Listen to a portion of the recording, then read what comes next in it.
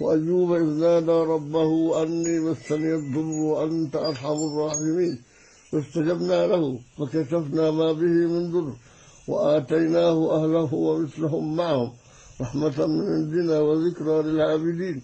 وإسماعيل وإدريس وذي الكفل كل من الصابرين وأدخلناهم في رحمتنا إنهم من الصالحين وذنون إذ ذهب مغاضبا فظن أن لن نقدر عليه فنادى في الظلمات أن لا إله إلا أنت سبحانك إني كنت من الظالمين فاستجبنا له ونجيناه من الغم وكذلك ننجي المؤمنين وزكريا إذ نادى ربه رب لا تذرني فردا وأنت خير الوارثين فاستجبنا له ووهبنا له يحيى وأصلحنا له زوجه إنهم كانوا يسارعون في الخيرات